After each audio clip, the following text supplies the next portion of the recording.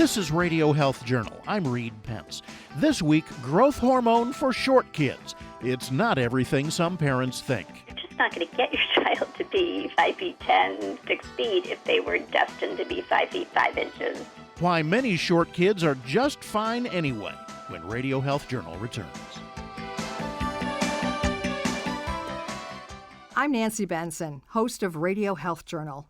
If you enjoy listening to Radio Health Journal, you'll also like our sister show, Viewpoints, which covers a wide array of topics from education to history to the environment. Here's a preview of what they're covering this week on Viewpoints. Why should it be the case that somebody who earns $50,000 and has to work hard for it should pay taxes, but somebody who's given $50,000 or $50 million pays no taxes on it? The policies that are only furthering the great wealth imbalance. Then, we really don't value this job, even though it is so important to families and with our aging population. The caregiver crisis in the U.S. I'm Marty Peterson. And I'm Gary Price.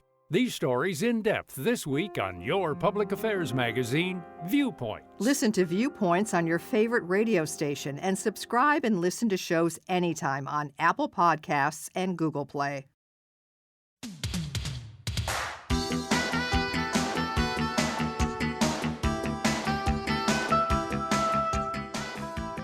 Growing up, there's always one who's always the shortest kid in his class, in first grade, second grade, all the way through to junior high. It may well be that he'll grow up to be normal height or close to it, but parents often worry he'll never catch up.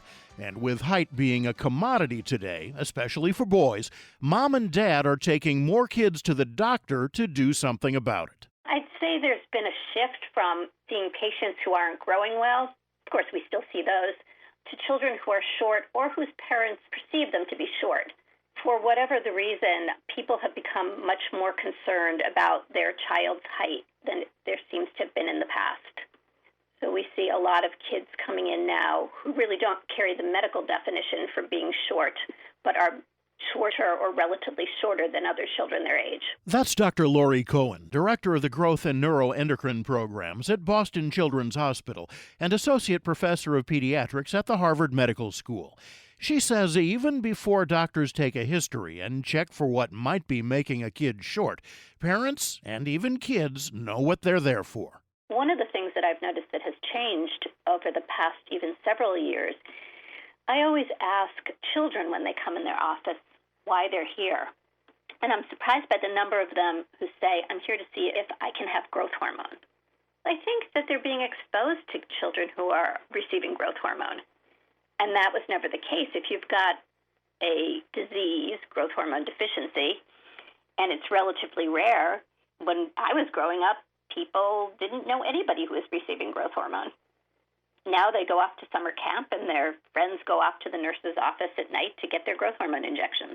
However, often there's nothing wrong with the child at all, and growth hormone will make little difference in how tall they end up. The problem is that growth hormone is not a solution.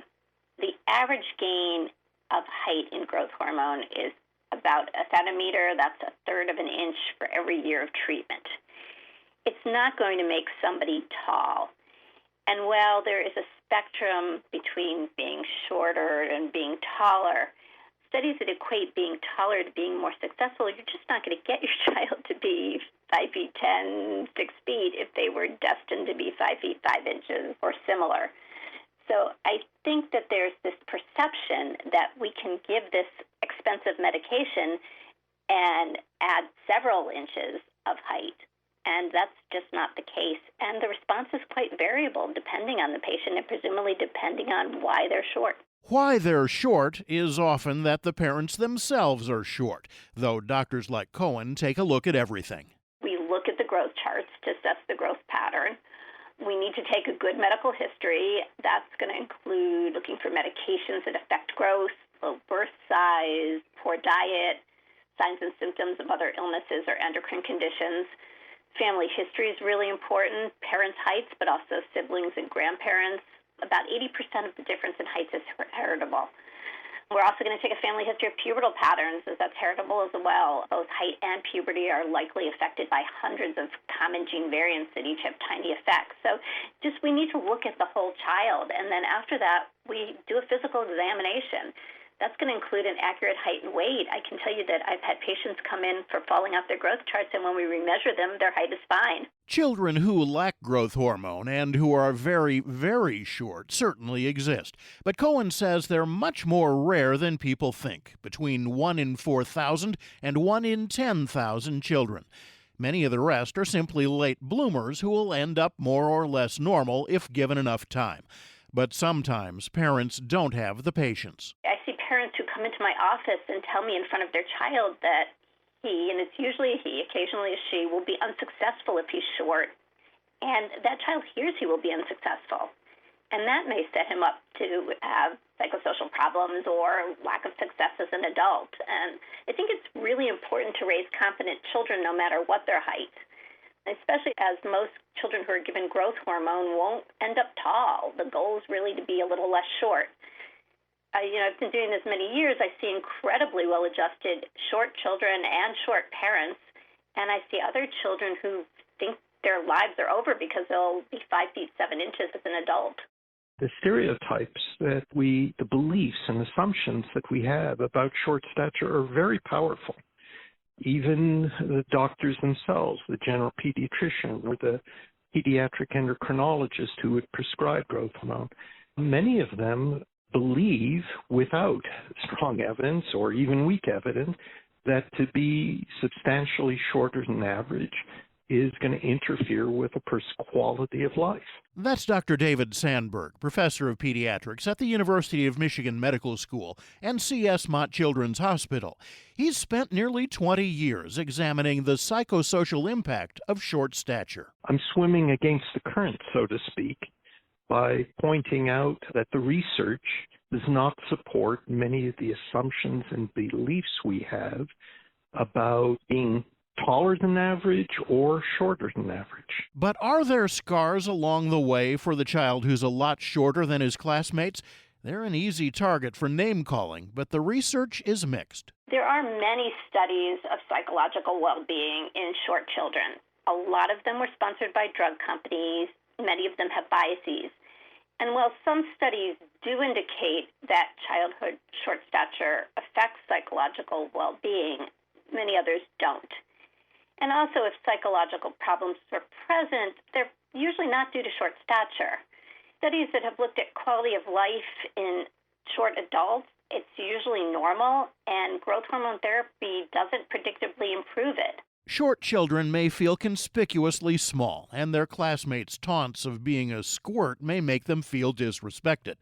But Sandberg's studies, designed to look like a study on something else to get honest answers, show that big kids accept short kids as well as anyone. Regardless of your height, whether you were significantly above average height, or substantially shorter, including those at the first percentile for the general population, they had the same number of close friends.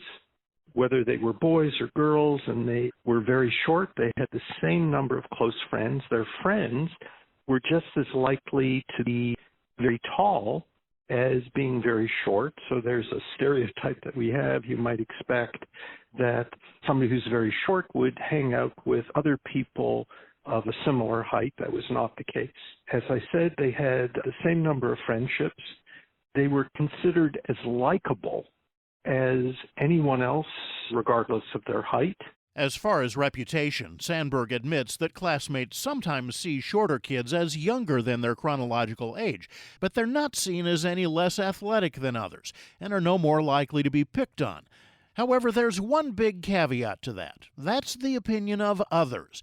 Short children may view themselves differently. Perceiving yourself as different from others, even if others do not recognize you as being different, but you yourself may feel different, that is not a good experience. So in my line of work, one goal is to help the person to differentiate between what they might believe is a disadvantage versus challenges that they might experience, people making comments, the approach towards addressing those are really quite different. Sandberg says that a lack of stature may seem so defining to a child that whenever they get teased or picked on, that must be the reason. He's worked on plenty of cases where a child comes home from school and his parents can see he's very upset. The child tells their story. I was on the bus and somebody called me shrimp, shorty, squirt, and that upset them. And what you don't hear in that story, however, is perhaps the child has ADHD, and perhaps it's not managed well. And the classmates or the kids on the bus find that particular child to be annoying. But the teasing that he receives focuses on the height because it's sort of a lightning rod. It's very visible, it's objective, and I think parents are more likely to attribute difficulties that a child has to their height rather than to other things which are perhaps more challenging to attend to. So where does all of this leave a parent's pleas for growth hormone for their child? The FDA says synthetic growth hormone, available since 1985, can be prescribed for idiopathic short stature, meaning cause not known. But Cohen says it's not meant for kids on the fringe of normal. Only the smallest 1 or 2% should even be considered. The FDA indication is for children whose height is more than 2.25 standard deviations below the mean, so that's less than 1.2 percentile. So we're not talking about normal short. We're talking about maybe, again, quotes, very short. And these children are not supposed to have systemic, endocrine, nutritional, or chromosomal abnormalities that might explain the short stature. And it sort of goes without saying in the endocrine world that these kids should also be predicted to be short. And, that has generally been felt to be also less than this negative 2.25 standard deviations, which is about 5 feet 3 inches for men and a little under 4 feet 11 inches for women. So when this was originally approved, this was really meant for people who were going to be, again, sort of, quote, very short, because what is too short? We don't have a definition of what is too short. So, as is often the case, the biggest problem for short children isn't what's wrong with them, it's our norms. What's wrong with the rest of us? Short stature is not a disease. It can indicate a medical condition for which evaluation is indicated, and I do urge people who have children who are short or shorter than expected for family, or certainly children who aren't growing well, to have an evaluation. But whether to treat or not treat a short child with growth hormone is a complicated decision. Not all short children should receive growth hormone. It doesn't mean that all children with idiopathic short stature won't benefit from growth hormone, but really risk-benefit ratio needs to be taken into consideration. And really, children who are of normal height, who are expected to be within normal population range, even if that's going to be on the shorter side for society, really shouldn't be receiving growth hormone. They're healthy, and giving them a diagnosis, telling them that they're not going to function well, that's not a good thing. You can find out more about all of our guests on our website, radiohealthjournal.org. I'm Reed Pence. Pandemic school closures have taken a large toll on both children and their parents, socially, emotionally, and academically. But with prevention steps, including regular PCR-based COVID-19 testing, outbreaks in schools may be largely prevented. In fact, the Biden administration has identified testing in schools as a critical proactive step in recovery from the pandemic. Here's Shiraz Ladiwala, Senior Vice President of Business Transformation Projects, Thermo Fisher Scientific. Testing for schools can be done accurately, efficiently, and affordably by using pooled PCR testing programs where multiple samples are tested at once. Batch results are reported as positive or negative and returned in 12 to 48 hours, helping to quickly indicate a potential outbreak. Highly accurate COVID-19 testing helps school administrators detect outbreaks quickly, so informed decisions about in-person learning can be made.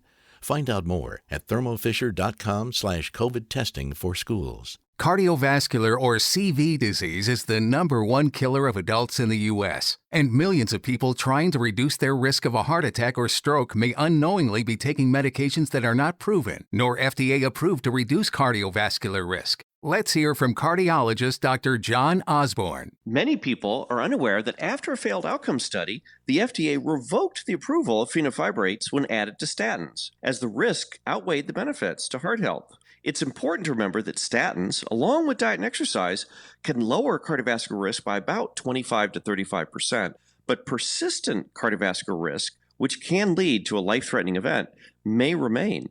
I would tell anyone still being prescribed fenofibrates, such as Tricor and Trilipix, with a statin, to talk to their doctor about FDA-approved therapies for cardiovascular risk reduction. To learn more and get clear on the facts, visit itscleartomenow.com. Again, that's itscleartomenow.com. COVID-19 vaccines are rolling out, and many Americans are looking forward to getting back to normal. However, chronic stress of the past year can impact memory, mood, and anxiety. So during June, Alzheimer's and Brain Awareness Month, the Alzheimer's Association reminds you to make brain health a priority.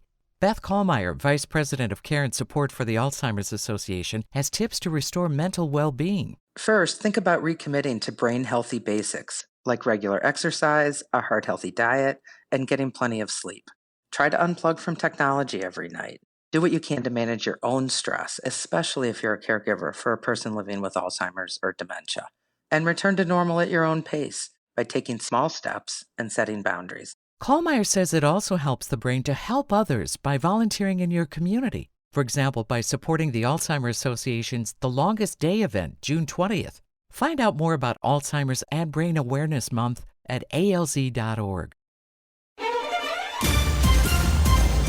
And that's Radio Health Journal for this week. Radio Health Journal is a production of MediaTrax Communications. Follow us on Twitter, Facebook, and Instagram to learn more, and check Apple Podcasts, Google Play, and Spotify for a library of past programs. Plus, you'll always find previous segments and information about our guests at radiohealthjournal.org. Join us again next week for another edition of Radio Health Journal. Coming up next week on Radio Health Journal. As medical professionals, our first duty is to our patient, not the police or the laws. That's why I'm saying you would need a warrant from a judge if it's that important to you. Police investigations in the emergency room. Then, if you procrastinate, you might be avoiding something bigger than the task at hand. Procrastination really is an emotion-focused coping strategy. It's not a time management problem, it's an emotion management problem. All that and more on Radio Health Journal.